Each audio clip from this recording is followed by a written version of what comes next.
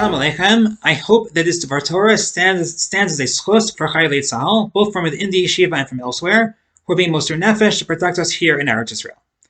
Since last year's Simchas Torah, there's been a lot of discussion about achdus, both in this country and in Am Yisrael, and in Am Yisrael more broadly. And we understand that achdus is something that's very difficult to achieve, but it's relatively easier to achieve when we're thinking about an individual or community who sees the world in a fundamentally aligned fashion to the way that we see the world. We have a similar set of values, a similar hierarchy of those values, and therefore we're going to make similar types of decisions, and therefore the opportunities for friction are much less likely to arise. However, we are all aware that there are certainly individuals and even whole communities in the Jewish world that see the world differently than we do, that have a different set of values, maybe a different hierarchy of those same values, and therefore they're going to make different types of decisions. And in some situations, you can say, some people use a plat on Shabbos, some people don't use a plat on Shabbos. Shalom Yisrael, everybody could love each other. But in some situations, you really think the other community is fundamentally misinterpreting the Torah, that their hierarchy of values is just wrong, and therefore they are engaged in what is an avera, something that is even morally reprehensible. And what does it mean to achieve achdus with the community or the person where you think that what they're doing is wrong, and what they think that what you're doing is wrong? There is a davar ra, there is an avera that is taking place. How are we supposed to achieve achdus?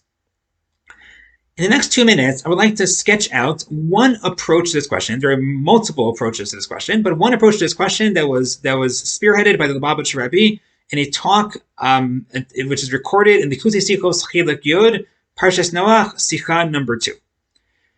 He points out as follows, that there are statements in the early Hasidic tradition that indicate that you are never supposed to see a davar ra by another Jew. You're supposed to have an ayin tova, you're supposed to have a good eye, you're supposed to view other Jews as embodying a divine soul, as having a divine soul, and therefore they cannot do anything that is bad.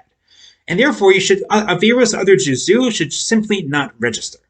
Let's say I'm walking in the street on Shabbos and I see somebody being Machal Shabbos right in front of me. What does it mean for them not to register? So the Baal Shem Tov already taught us that we should see the world as a mirror.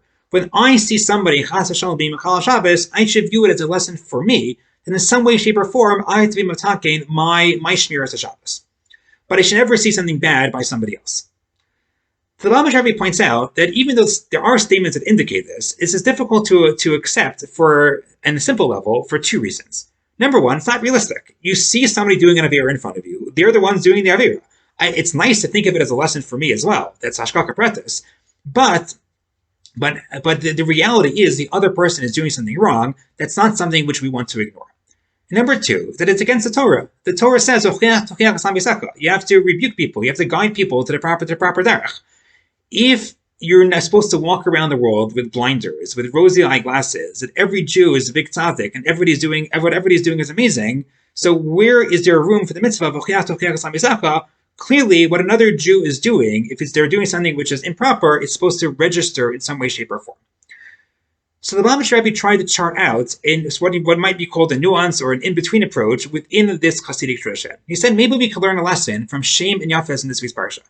Shem and Yefet here, their father is lying naked, drunk in his tent, and they take action.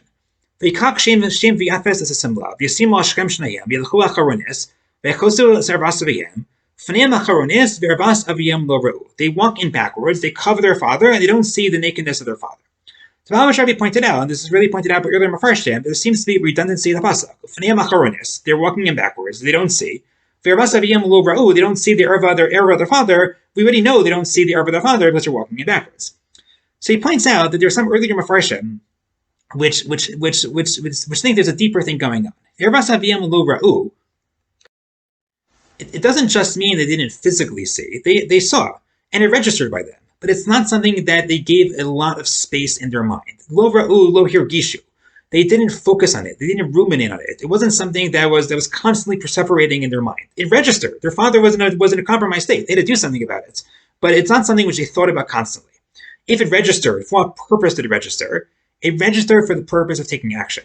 It registered up to the extent that I have to think about it if there's something I could do that's positive about it. If there's some way, shape, or form, I could change the situation. I could bring more kibbutz the bubbles. I could fix the situation.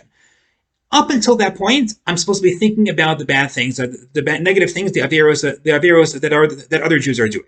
But beyond that point, if I'm just sitting in my house and I'm reading news articles, and if I'm just scrolling through Twitter or social media, and I'm seeing all the averos that other Jews are doing, but not doing anything about it, that's where we have to learn from Shem and Yefet. Erbas avim lo ra'u. It's not something they paid attention to more than they had to.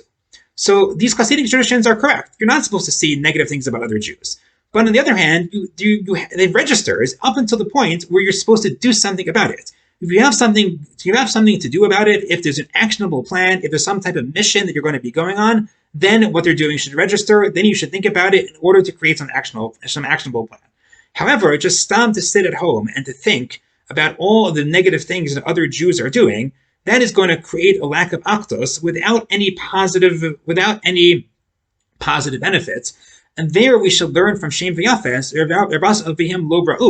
They didn't see the nakedness of their father. They didn't pay attention to it more than they had to in order to cover their father's nakedness.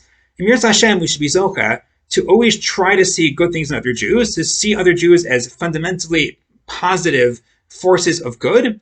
If there are problems in other Jews or problems with us, we should try to fix them. But we shouldn't dwell and ruminate on these problems to the extent that it's going to seriously hurt the achdus that we feel with other communities. Thank you so much, and I hope we hear besoros tovos from Israel.